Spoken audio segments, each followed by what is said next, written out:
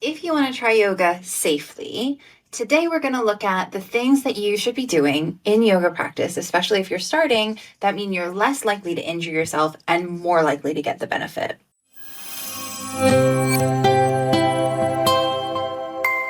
Hi, my name is Catherine. I'm the founder and principal therapist of LSM Clinic, a sport and remedial massage therapy clinic in East London. In this channel, I share information about how the body works and muscle care so that you can enjoy your favorite activities and live life as close to pain-free as possible. When it comes to yoga, or specifically the way that we tend to do it in the West, which is focusing on the asanas, it's very good for your body to become aware of your body, to have strength and flexibility and improve your posture and all of these things. However, if you come into it with certain mindsets, it can definitely put you down a road where you're likely to strain your muscles or overdo it.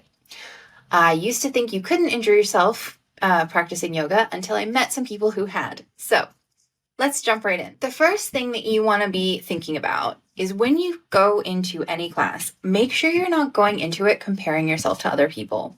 It can be really tough when you go into a class, or even if you're doing a video and the teacher or other classmates are super flexible or super strong and they're able to do this much.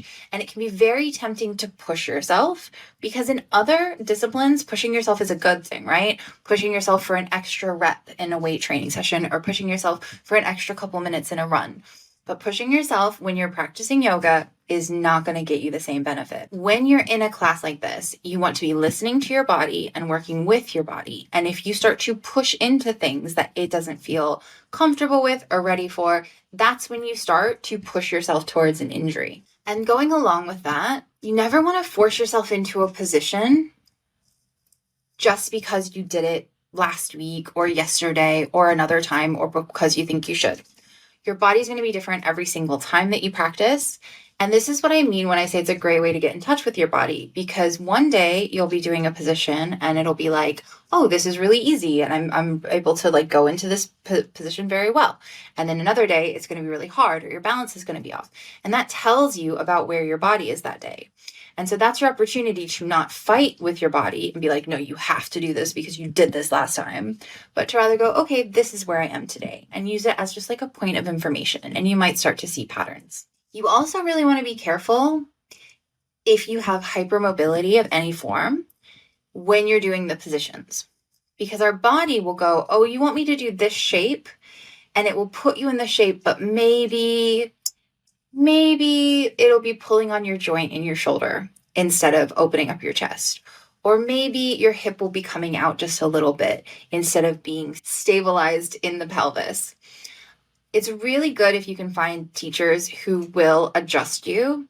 But if you notice that something is really easy or like more easy than it seems like it is for like 99% of the people around you, absolutely, it could be because you're just more flexible, or it might be that there's something going on with your positioning that you're not quite aware of. And so you might want to just kind of tune into that a little bit more. A good example of this is I used to love camel pose. For 10 years easy, I thought it was one of the easiest poses. Other people were like, oh, it's so hard. And if you don't know, and I'll put a picture up here on the screen somewhere, camel pose is when your shins are on the ground, so your knees and the front of your ankles and your lower leg are on the ground. And otherwise, you're kind of upright. You put your hands on your feet behind you, and then you lean back and like put your head back. So you're kind of curving your upper body from your knees, right? And I could do it so easily. And everybody else around me would always struggle with it. And I was just like, oh, it's such an easy position. Like, why does it matter? I guess I'm just really flexible. And then I had somebody correct me in a class. And the teacher came over to me and she said, actually, tuck your tailbone under when you do it. And it turned out that when I was doing it, I was collapsing my pelvis back. So then my lower back was overextended. And I was what would be the word? I was like kind of indulging in the flexibility I had in my lower spine to compensate for the fact that my hips weren't opening in that position. When she adjusted me, I couldn't do it anymore. Like I couldn't get my hands back there. And I realized I'd been doing that posture wrong for years because I could have that little cheat that I wasn't even aware that I was doing.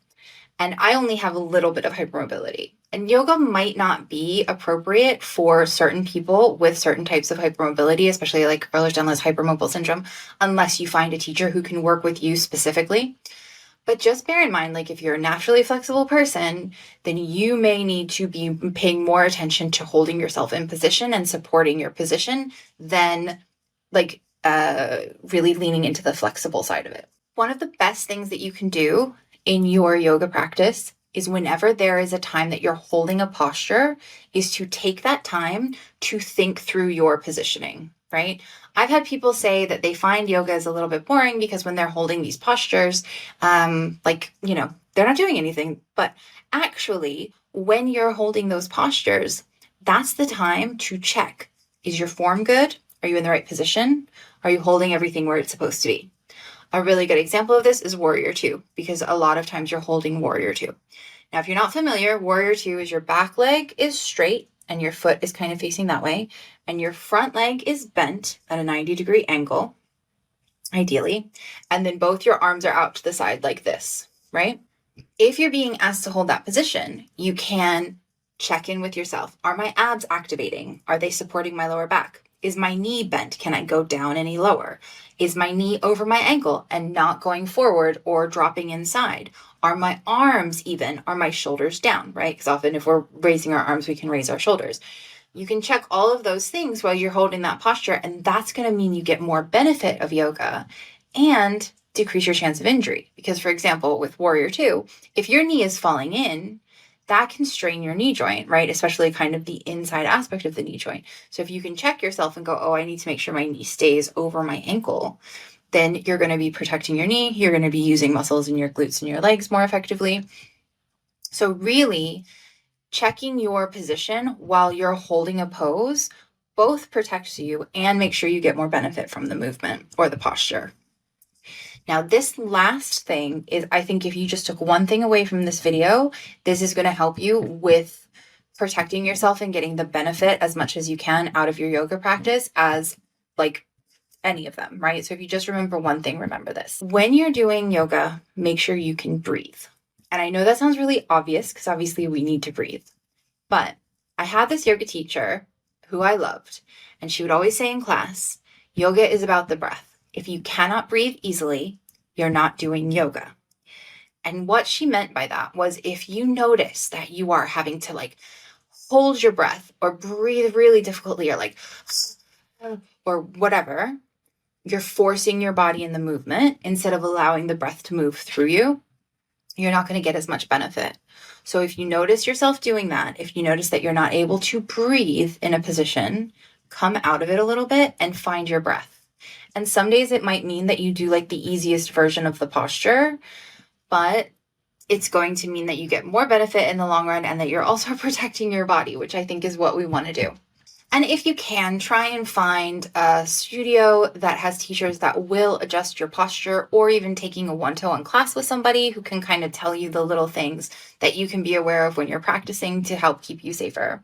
But I think for the most part, if you follow these guidelines, you're going to find that you get a lot of benefit out of the practice and also decrease the chances that you're going to strain a muscle or strain your joint, right? And I mean, I would say some poses just aren't going to be for you, and that's okay. And you can learn which ones they are. Like personally, I'm not a huge fan of pigeon pose because it ends up really compressing the joint in the hip unless you actually have like a very good glute activation and very like no tension in the piriformis. But you'll find what works for you.